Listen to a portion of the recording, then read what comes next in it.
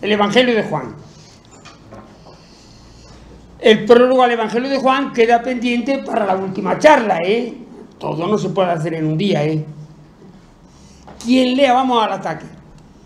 Yo os confieso que me ha resultado difícil preparar esta charla. Difícil. Si os sirve para algo, yo me sentiré muy satisfecho, la verdad. Quien lea el Evangelio de Juan, después de leer los Evangelios sinópticos, encontrará importantes diferencias. La viveza del Jesús de los sinópticos, sobre todo Marcos, deja pasos al Jesús de Juan. El Jesús de Juan es más estilizado y hierático, casi programado. Son dos perspectivas. En la boda de Caná, Jesús dice a su madre: todavía no ha llegado mi hora. La hora de Jesús es la de su muerte en cruz. En dos ocasiones, los dirigentes judíos no detienen a Jesús porque todavía no había llegado su hora. En la última cena, antes del lavatorio de los pies, introduce el evangelista, en el relato dice: consciente Jesús de que había llegado su hora, la de pasar del mundo este al Padre. ¿Os dais cuenta? La hora de Jesús. Bueno, seguimos. Ninguno de los cuatro evangelios son una biografía de Jesús, eso ya lo sabemos de las otras veces. Pero el de Juan ni siquiera es un resumen de su vida. Son episodios sueltos, aislados, que no guardan conexión unos con otros. Este evangelio contiene numerosos discursos, a veces repetitivos, en boca de Jesús, que hacen menos ágil el relato. Hay que reconocerlo. Cada libro tiene sus condicionantes y demás. Casi todo el Evangelio de Juan contiene material propio, que o no aparece en los demás evangelios o queda muy ampliado y enriquecido. Por eso es muy peculiar, muy original. Contra la opinión generalizada de que este evangelio se escribió a finales del siglo I, Juan Mateos opina que este evangelio es tan antiguo como el de Marcos y da estos datos, razones. Primera, no tiene relatos de la infancia. Claro, cuando ya se ha escrito al final y hay un relato de la infancia de Lucas y otro de Mateo, es raro que él no hubiera hecho. No hay. Segundo, dato importante este: discutir el culto en Jerusalén o Samaria, el tema de la samaritana, no aquí sino allí, no tendría sentido si el templo llevaba ya 20 o 30 años destruido. ¿Os dais cuenta? Y dice: hombre, ¿cómo se entiende si ya hace? Estas son opiniones técnicas que, bueno, sin más. Se acepta desde muy antiguo que el autor de este evangelio es el apóstol Juan, hermano de Santiago, pescadores los dos, hijos de Zebedeo. Un poco más adelante vio a Santiago el de Zebedeo y a Juan su hermano, que estaban en la barca poniendo a punto las redes. E inmediatamente los llamó Jesús. Dejaron a su padre Zebedeo en la barca con los asalariados y se marcharon tras él. De modo que su padre debía ser un pequeño empresario pescador que tenía también, además de sus hijos, asalariados en el tema. Entre los 12, Jesús eligió a Santiago de Zebedeo y a Juan su hermano. Atención. Y le puso de sobrenombre Boanerges. Literalmente son los hijos del trueno. Le llamaba los truenos. O sea que era gente de tralla, vamos a decirlo así. Es que después se nos da una imagen de Juan, dos datos. Al no ser recibido Jesús en una aldea de Samaria, Santiago y Juan querían pedir un rayo del cielo para aniquilar a los samaritanos. Como veis, no se andaban con chiquitas. Los dos hermanos piden a Jesús: concédenos, recordáis, sentarnos uno a tu derecha y el otro a tu izquierda el día de tu gloria. O sea que eran personas ambiciosas que buscaban posiciones de privilegio en este reino de Dios que esperaban. Los dos hermanos, junto con Pedro, están presentes en la transfiguración y en la oración del huerto. Podemos decir que Jesús pone como, si no favoritos, podemos usar la palabra, a los temperamentos más difíciles entre sus discípulos. Pedro, que era, hay veces, he dicho por ahí, que la palabra Pedro se puede traducir por adoquín, cabeza dura. Y estos dos, los truenos, vaya trío. En el Evangelio de Juan aparecen sin nombre tras la resurrección. Ahí ya no quiere. El Evangelio de Juan no nombra ni a Juan ni a Santiago. Por una cierta... no los nombra. Pero tras la resurrección se dice los de Zebedeo. Ya sabéis quiénes son. Otro dato importante de este Evangelio es: no aparece el nombre de apóstol. No hay apóstol. Solo discípulos. La palabra discípulo sale 78 veces. De modo que ya era ocasión de haber dicho alguna vez apóstol. Ni una. Una característica importante de este Evangelio es que la comunidad cristiana donde se escribe forma parte activa de la elaboración y de la redacción. Esto es único. Solo en este Evangelio. Es un dato verdaderamente importante. Es un Evangelio que lo escribe la comunidad. Es mucho. Y tenemos datos para esto. Algunos indicadores de la participación activa de la comunidad cristiana. Al final del prólogo, ya veremos el prólogo. Así que la palabra se hizo hombre, acampó entre nosotros y hemos contemplado su gloria. Es la comunidad la que tiene esa experiencia de haber visto esta gloria en Jesús. Hemos contemplado su gloria. Otro dato: en la conversación con Nicodemo, Jesús pasa del singular al plural. ¿Qué les pasa? Se les va. Te aseguro que hablamos de lo que sabemos. ¿Quién? La comunidad. Hablamos de lo que sabemos y que damos testimonio de lo que hemos visto personalmente. De modo que hay una participación importante. Otro dato: primer final del Evangelio. El Evangelio tiene dos finales. Primer final. Y dice: este es el discípulo, ahí sí, que da testimonio de estas cosas y las ha escrito. Y sabemos que su testimonio es digno de fe. La comunidad cristiana respalda al que al final ha escrito esto. Es importante, ¿veis? Aquí la importancia no es el autor último redactor, sino es la comunidad cristiana, el testimonio de fe de esta comunidad. Este Evangelio desarrolla la experiencia de fe en Jesús, que tiene una comunidad cristiana, y los pasos que ha ido dando en esa experiencia. Este es el gran atractivo de este Evangelio. Con frecuencia, la comunidad pone en boca de Jesús afirmaciones que son experiencias de fe de la propia comunidad. Lo dice como palabras que ha dicho Jesús. Mirad, he puesto muchas tras el reparto de panes. Yo soy el pan de la vida. Yo soy el pan bajado del cielo.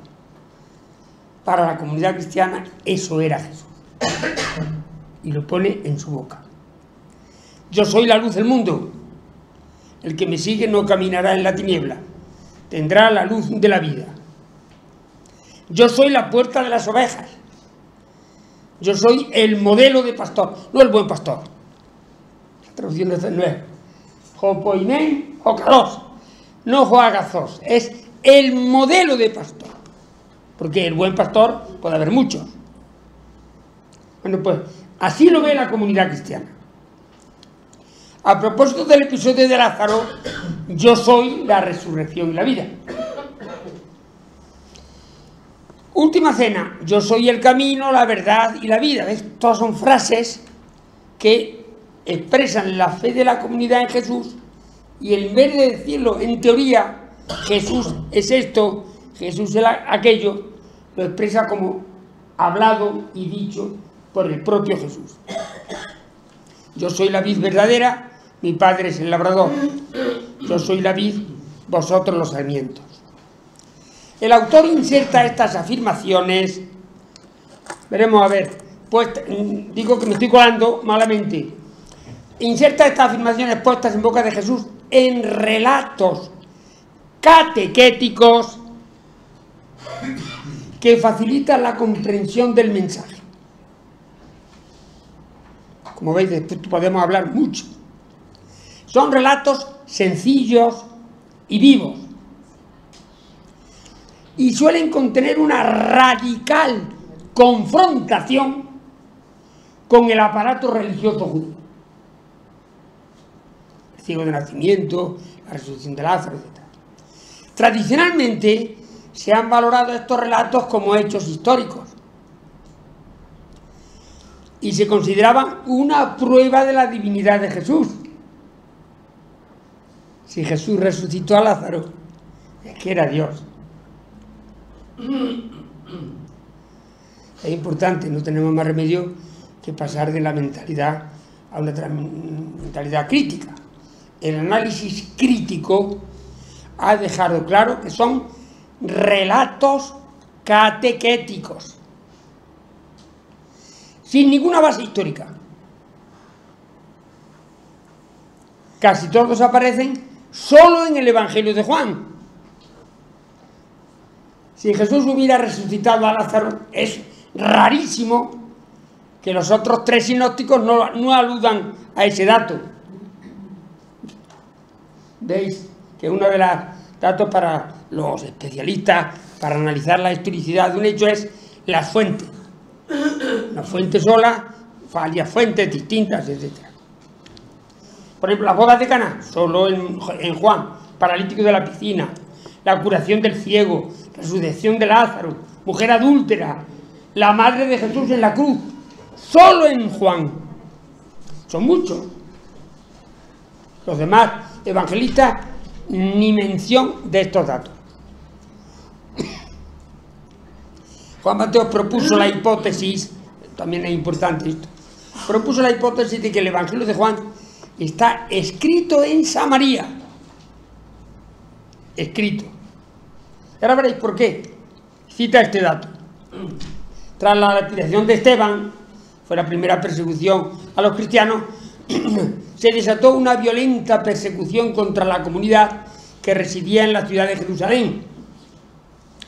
Todos se dispersaron por las comarcas de Judea y Samaria. Al enterarse los apóstoles que residían en Jerusalén de que toda Samaria había aceptado en firme el mensaje de Dios, les enviaron a Pedro y a Juan, que es un tándem muy curioso, Pedro y Juan, tanto en el Evangelio como en los Hechos de los Apóstoles. Les enviaron a Pedro y Juan.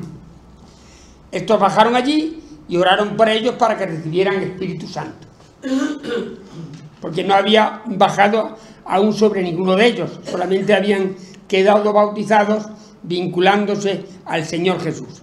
Entonces les fueron imponiendo las manos y recibían Espíritu Santo. O sea que este es un dato que aparece en Hechos de los Apóstoles y justificaría más datos. Estos datos explicarían la importancia de Samaria en este Evangelio, que los demás no tienen ninguna. muchos samaritanos le dieron su adhesión. Le rogaron que se quedara con ellos. Este dato no está en ningún otro sitio.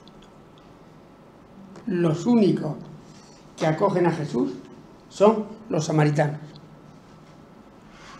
Tampoco es casual que él ponga a un samaritano como el protagonista de la parábola del samaritano. Esa está en Lucas. También los insultos a Jesús. No tenemos razón en decir que eres un samaritano y que estás loco. O sea, era un insulto por parte de los judíos decirle a alguien que era samaritano. Aterrizamos ya en pasajes concretos del Evangelio de Juan, apuntando algunas claves, cuidado, algunas claves para su interpretación, porque es imposible más. De modo que hago he intentado primero una visión global de conjunto y ahora aterrizar en algunos. Pasaje. Testimonio de Juan Bautista, casi empieza por ahí.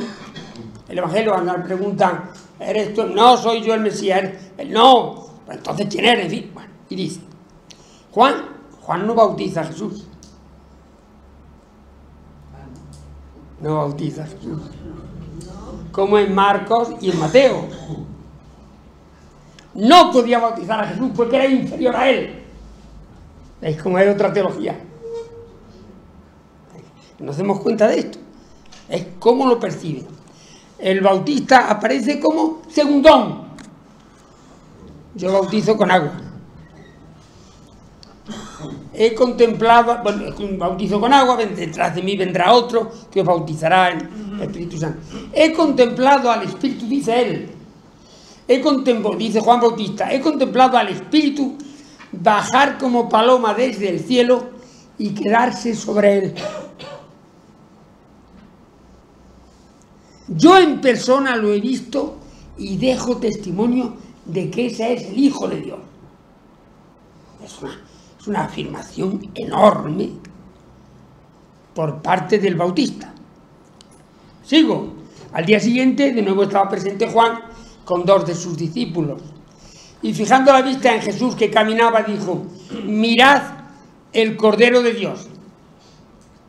Al escuchar sus palabras, los 2 discípulos siguieron a Jesús. ¿Qué lectura hay detrás? Invitación a los discípulos del Bautista para que se incorporen a la comunidad cristiana. ¿Os dais cuenta de los trasfondos? Es que si no nos enteramos de lo que dice el texto. ¿Veis?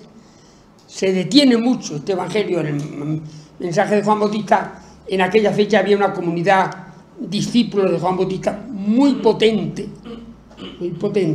y entonces les invita a que se incorporen a la comunidad cristiana. Este dato también es el único evangelista que da esta información sobre Pedro.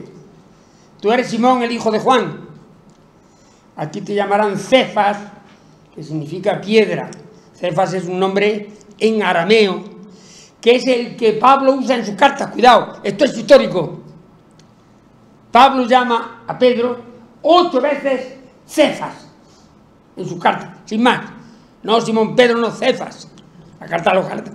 Cartas que son ciertamente históricas de Pablo.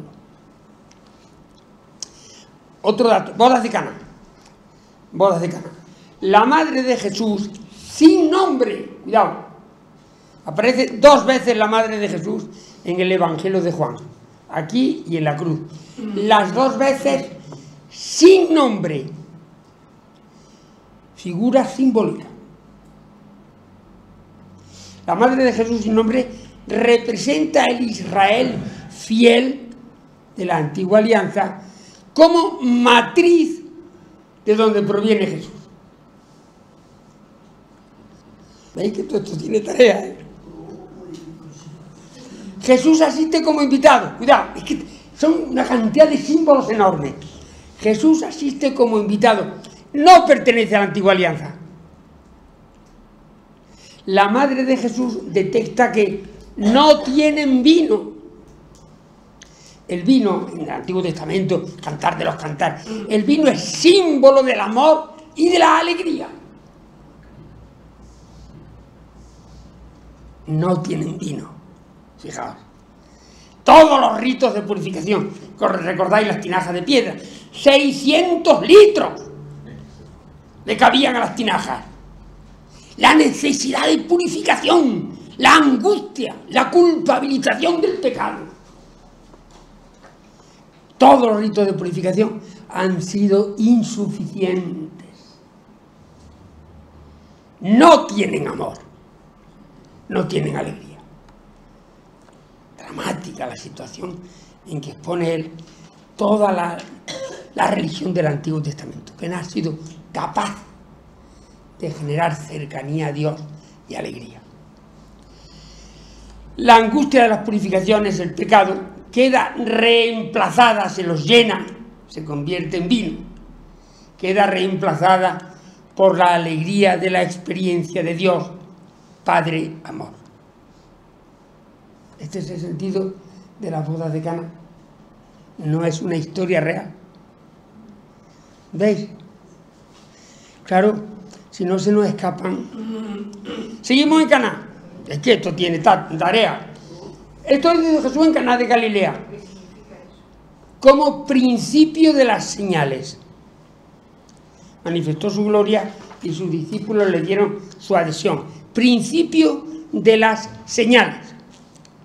Nicodemo dice a Jesús: nadie puede realizar las señales que tú estás realizando si Dios no está con él. En varias ocasiones los dirigentes judíos piden a Jesús una señal como garantía de su actividad. Curación del hijo del funcionario real. Esto hizo Jesús esta vez como segunda señal. Es que llevaban la cuenta. Como segunda señal al llegar de Judea a Galilea. Solía seguirlo una gran multitud porque percibían las señales que realizaba con los enfermos. Tras el relato de los panes, al ver la señal que había realizado, decían: ciertamente este es el profeta, el que tenía que venir al mundo. Este evangelio utiliza siempre el término señal. Jamás utiliza la palabra milagro, en griego, dinamis, fuerza, que es la expresión señal. Es decir, una indicación que apunta hacia una dirección determinada. Las señales que te avisan, te ponen alerta de algo, para que estés atento. Acudieron a él muchos y decían: Juan no realizó ninguna señal, pero todo lo que dijo Juan de este era verdad. Los sumos sacerdotes y los fariseos reunieron entonces una sesión del consejo y decían: ¿qué hacemos? Porque ese hombre realiza muchas señales, a propósito del ciego de nacimiento. Precisamente por eso le salió al encuentro la multitud, por haberse enterado de que había realizado aquella señal, la resurrección de Lázaro. ¿Veis? Señal, señal. A pesar de tantas señales como llevaba realizadas delante de ellos, se negaban a darle su adhesión. Al final, ciertamente Jesús realizó todavía en presencia de sus discípulos otras muchas señales que no están escritas en este libro. Los milagros han sido casi hasta ahora una prueba de la divinidad de Jesús. Así nos lo aprendimos y así nos lo enseñaron. Sin embargo, con espíritu crítico, se han convertido más bien en un obstáculo para la fe. Tenemos que ser, sobre todo para la gente joven, que tiene otra estructura mental y otra cultura. ¿Eso cómo va a ser verdad, hombre? Se han convertido en un obstáculo para la fe. Sí podemos afirmar que Jesús fue, vamos a expresarlo así, un gran sanador. Un gran sanador. ¿Y esto qué significa? Persona que transmite confianza y es capaz de sacar a flote nuestras potencialidades más secretas y desconocidas. Esa fue la gran cualidad de Jesús y lo que convulsionó el entorno donde él vivía.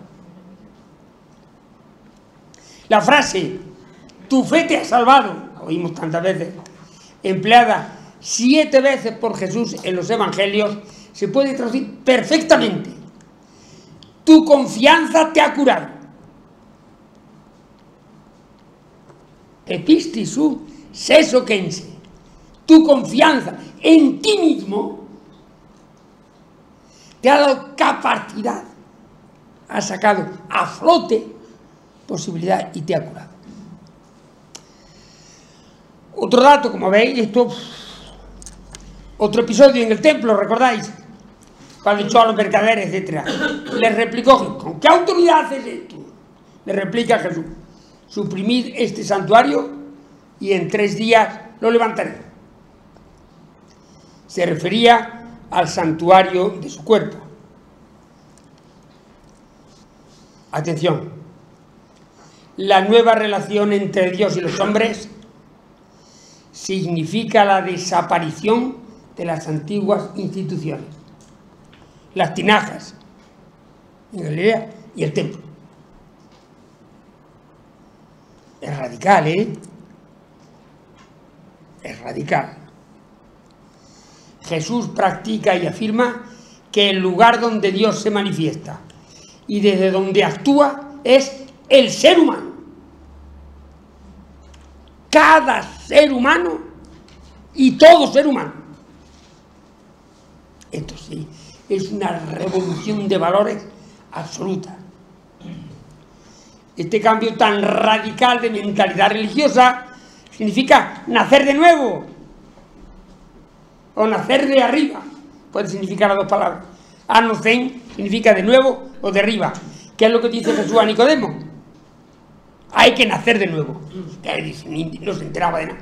Nicodemo, yo no sé si la palabra tiene también su poquito de mala leche, porque Nicodemo significa vencedor del pueblo. Forma parte del aparato religioso judío, aunque parece que tenía buena voluntad. Otro pasaje, como veis, no tengo más remedio que la samaritana. La samaritana, sin nombre, ¿veis?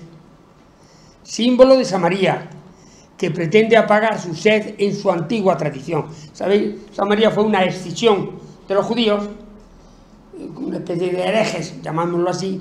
Ellos no aceptaban nada más que los 5 primeros libros del Antiguo Testamento. Y claro, ellos tenían su templo. Jesús pide a la samaritana una muestra de solidaridad.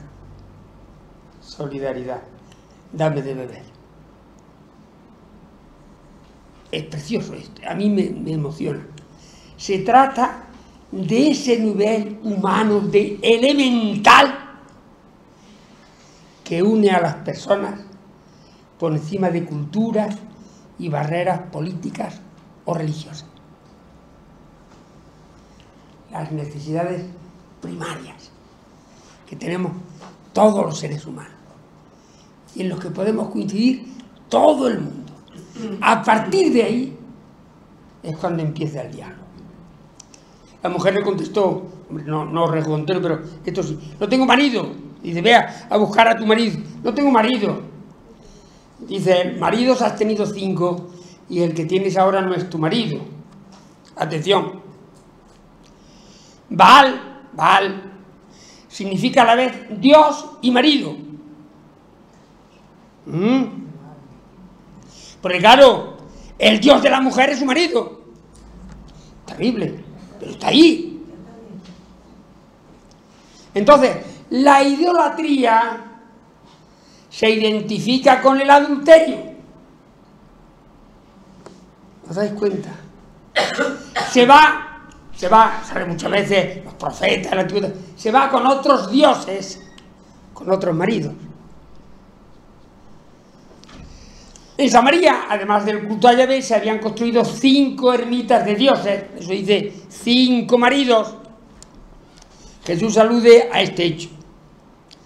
Como contraste a esta idolatría, infidelidad, la virginidad aparece como signo de fidelidad. ¿Os dais cuenta? Por eso, sentido teológico de María siempre virgen, claro, siempre fiel. Lo importante es su sentido teológico, no su sentido físico. El verdadero culto a Dios suprime el culto samaritano y el culto judío, los templos y los ritos de purificación, toda la angustia de humillarse ante Dios para que me perdone. ¿Me habrá perdonado Dios? Experiencia de Dios Padre que se nos acerca y se nos hace presente en cada ser humano. Adorar al Padre con espíritu y lealtad en cada ser humano. Paralítico de la piscina. Jesús deja el templo y la institución cuando echa ya los mercados y tal, ve que no lo acogen y se va. Deja el templo e institución y se va en busca del pueblo oprimido. Allí están en la piscina, el inválido, en la piscina de Siloé. El enfermo, durante 38 años, es que dice la frase, lleva allí 38 años, representa al pueblo. El pueblo, claramente en el Antiguo Testamento, la generación que murió sin ver la tierra prometida. Eso es lo que representa, también sin nombre, el paralítico. Señor, no tengo un hombre que cuando se agita el agua me mete a la piscina. Mientras yo llego, otro baja antes que yo. Nunca le toca al pobre, nunca le toca. El verbo agitarse, taraso, se utiliza en el Nuevo Testamento para referirse solo a personas y multitudes. Se agitó. La agitación del agua representa las revueltas mesiánicas del tiempo de Jesús. Significaba la esperanza de liberación para el pueblo oprimido, lo que salió al final, la guerra del 70, o sea que no estamos tan lejos. Jesús va por otro camino, da capacidad al paralítico para actuar por sí mismo, sin depender de otros. Lo invita a usar la libertad, esto es simbólico. Carga con la camilla y en día de precepto está oprimido. Enfréntate a la realidad. Por eso se cabrea. No te es lícito. El que me curó me ha dicho que me coja la camilla y me vaya. Otro pasaje, el pan del Éxodo. Frente a la sociedad injusta que provoca miseria, Jesús propone romper con el egoísmo acaparador y compartir lo que se tiene. No explico más porque tú lo conocéis. La mujer adúltera. Este pasaje del Evangelio es de los más desconcertantes para los especialistas. ¿Por qué? Forma parte del Evangelio de Juan, pero no tiene su vocabulario. Y faltan los mejores manuscritos. ¿Qué pasa aquí?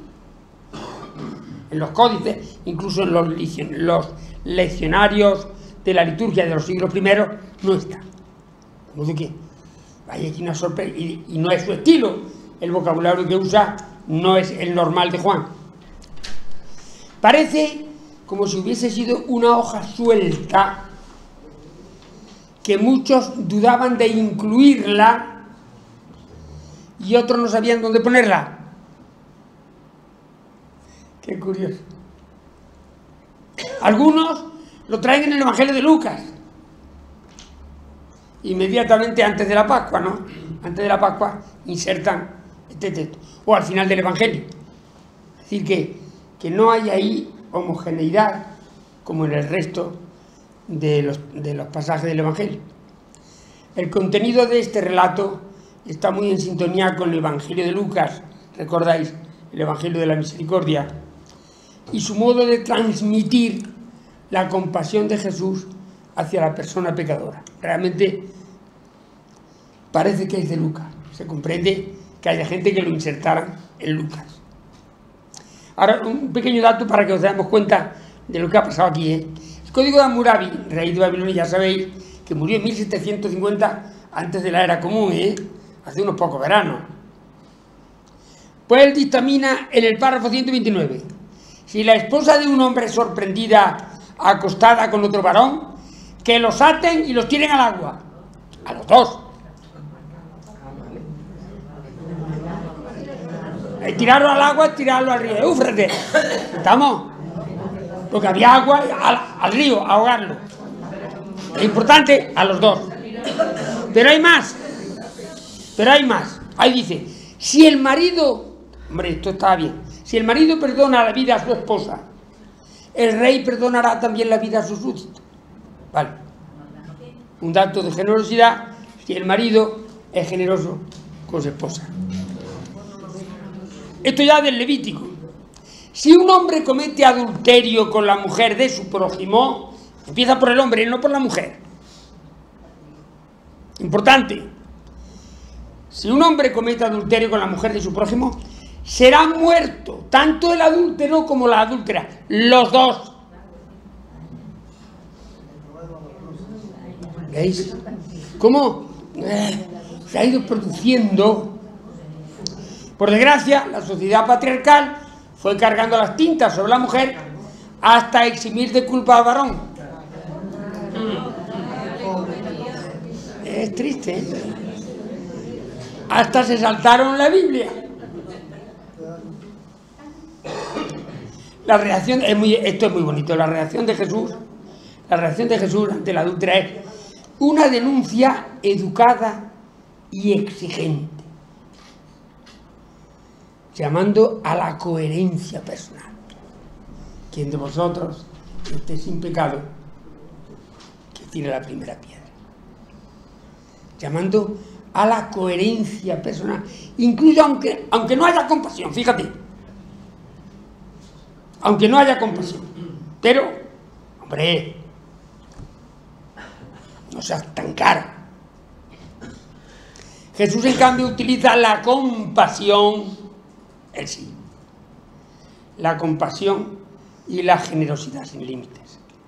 Tampoco yo te condeno. No te condeno, cuidado. No es que después te perdono. No te condeno, cuidado. Vete y en adelante no vuelvas a pecar. Otro pasaje. Diego de Nacimiento. Yo he venido a abrir un proceso contra el orden este. Así que los que no ven, verán.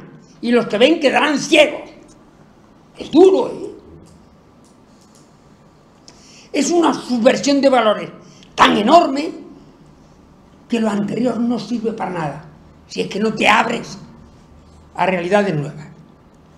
Se trata de una subversión radical de los valores, ruptura mental y vital con el orden establecido, religioso y político.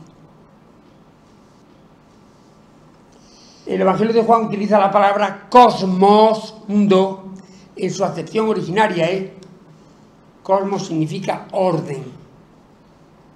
La primera acepción de la palabra cosmos, orden. Entonces aquí, sistema injusto de valores. Desorden organizado. ¿Recordáis cuando Jesús le dice a Pilato, una mala traducción, he puesto la traducción verdadera, es que si no nos volvemos locos? Mi reino no es de este mundo, que es del cielo. La realeza mía no pertenece al orden este. Mi forma de ser rey no pertenece a esta escala de valores, a este desorden organizado. Ese es el sentido de esta frase. Dice, por eso no tengo ejército. Claro, es otra cosa. A Lázaro le dijo Jesús a Marta, yo soy la resurrección y la vida. El que me presta adhesión, aunque muera, vivirá. Ya sabemos, o sea, el relato, todo el relato tan largo de la resurrección de Lázaro, yo soy la resurrección y la vida. Este es el sentido. Este dato que es importante en la cruz. La madre y el discípulo predilecto, los dos sin nombre. Volvemos. Los dos sin nombre tienen especial protagonismo en la cruz. Jesús, viendo a la madre y al lado de ella a su discípulo predilecto, volvemos, no es el discípulo amado, no es el discípulo amado. Amado eran todos. Era el predilecto, o agapetos. A su discípulo predilecto dijo a la madre, mujer, ni siquiera su madre, mujer, mira a tu hijo. Es decir, invitación a que el Israel fiel se incorpore a la comunidad cristiana.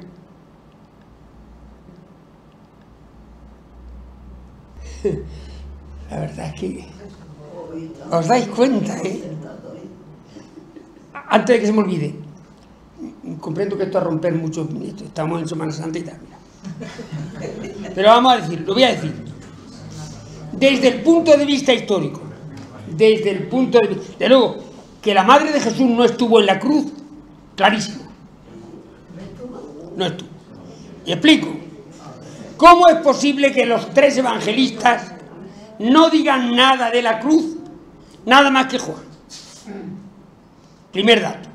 Segundo dato. Sabemos por los demás evangelistas que las mujeres estaban desde lejos, viendo lo que allí estaba pasando. Tercer dato.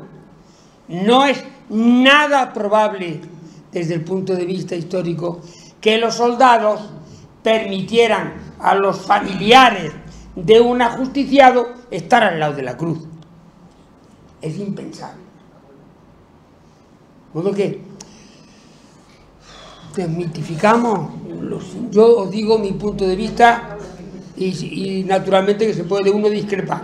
Es decir, por tanto es la madre de Jesús que representa, que no es una persona, que es un símbolo, representa al Israel fiel. Y al Israel fiel le dice, incorpórate a la comunidad cristiana. Luego dijo al discípulo, tampoco una persona concreta, sino la comunidad cristiana. Le dijo, mira a tu madre. Y desde aquella hora lo acogió el discípulo en su casa.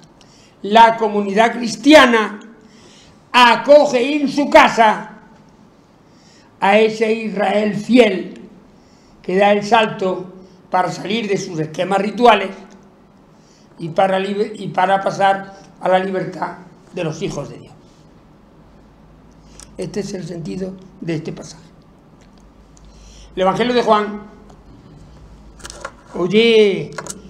bueno, llevo 3/4 de hora, ya me he colado. El Evangelio de Juan refleja la mentalidad de su tiempo y hay aspectos que pueden no coincidir con la mentalidad moderna. Pongo algunos ejemplos porque, en concreto, toda la vida de Jesús estaba programada por Dios desde la eternidad. Jesús solo tenía que cumplir su papel, su hora. Jesús sabía desde el principio todo lo que le iba a ocurrir. Esta visión convierte a Jesús en un magnífico actor que interpreta magistralmente toda la película.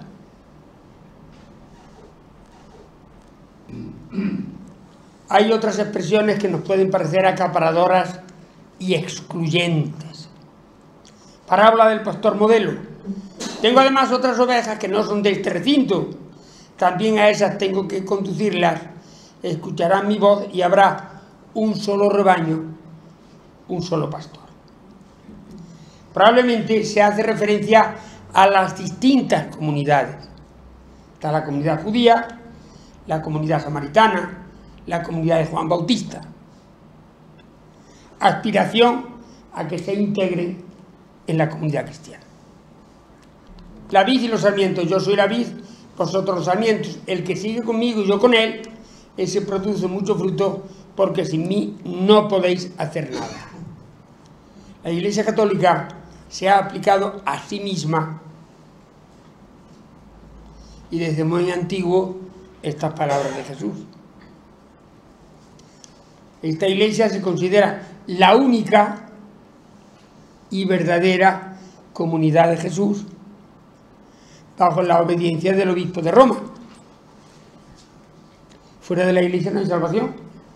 Toma de fe. ¿Veis? Por fortuna tenemos otros pasajes como las palabras que dice Jesús a Nicodemo. El viento sopla donde quiere y oye su ruido, aunque no sabe de dónde viene ni a dónde va. Eso pasa con todo el que ha nacido del Espíritu. Esa es la libertad de los hijos de Dios, que no es para someterse ahora a otra nueva esclavitud. El mensaje de Jesús resucitado a María Magdalena es reconfortante, es bonito. A mí me gusta, me emociona esto. Ve a decirles a mis hermanos: subo a mi Padre, que es vuestro Padre, mi Dios y vuestro Dios. Realmente la comunidad percibe que Jesús es su hermano, su igual, y todos juntos el mismo Padre y el mismo Dios. Termino. Esta es la simpática exageración final que hace el Evangelio. Hay además otras muchas cosas que hizo Jesús, las cuales, si se escribiesen una por una, pienso que los libros que se escribieran no cabrían en el mundo. Toma ya.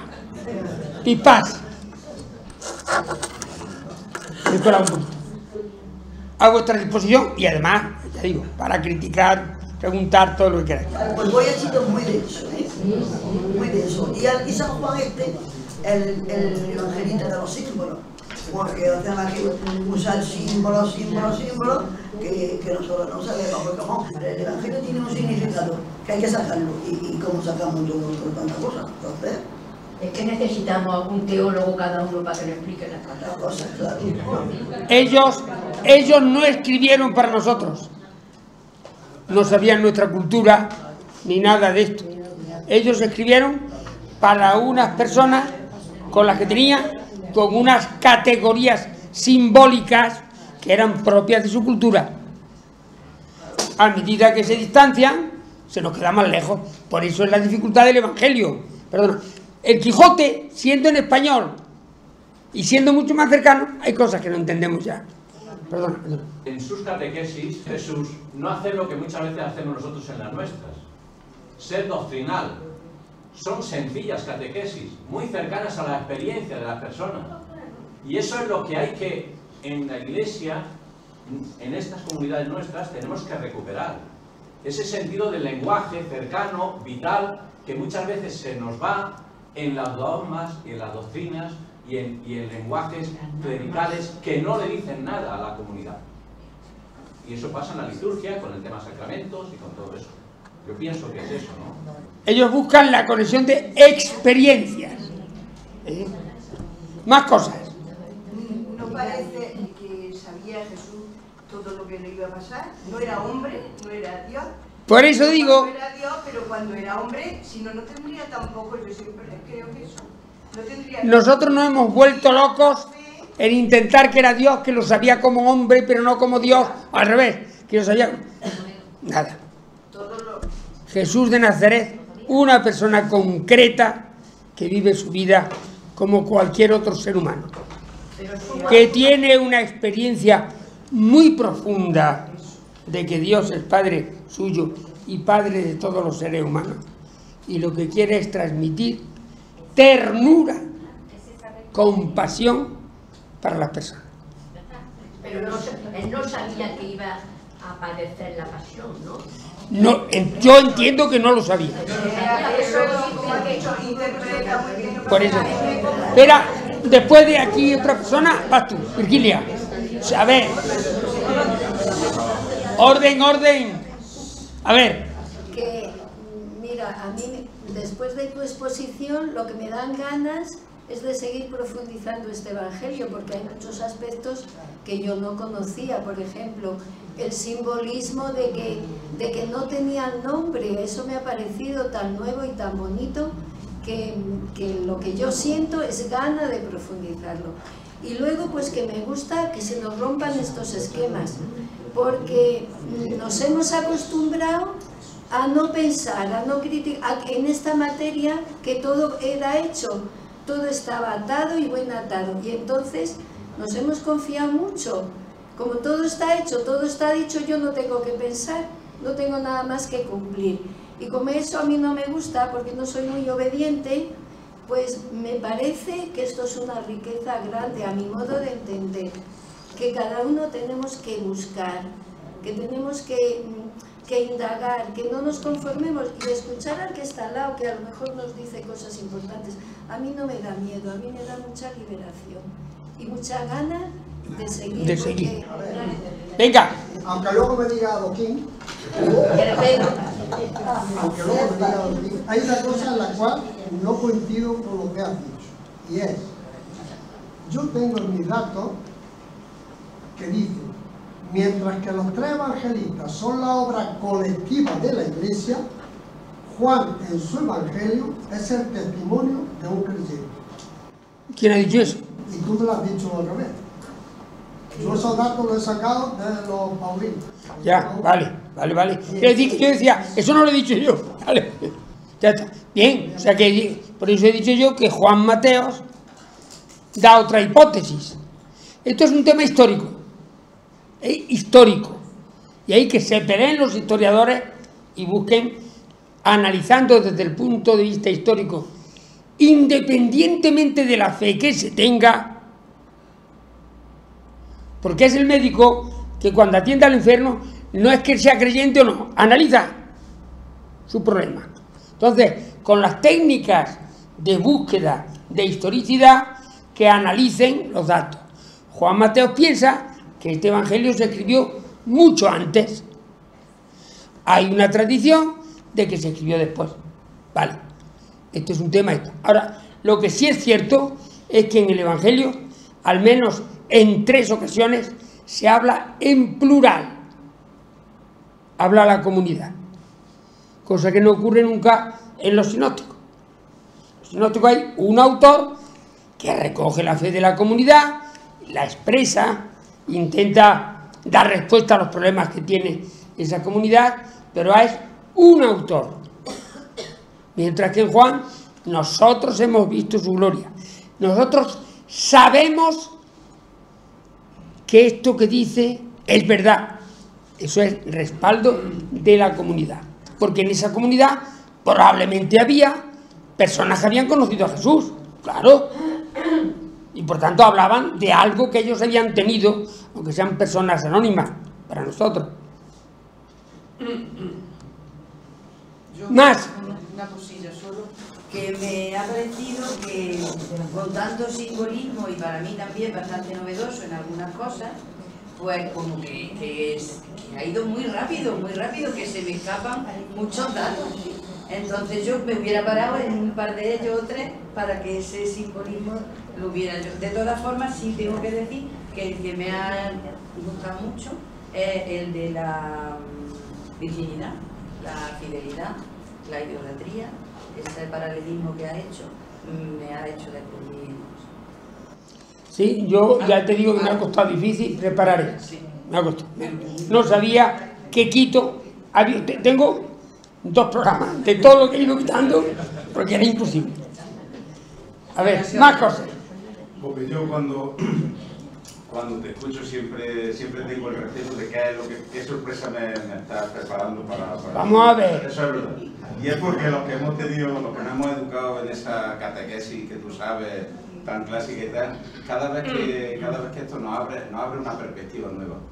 Y sinceramente me pasa como a Virgilia, como que me abre una expectativa, porque claro, ya tienes que ir desmontando estructuras antiguas o al menos planteándote si aquello es lo que creía y que era base de tantas conversaciones, realmente no había sido algo que significaba otra cosa que desconocíamos.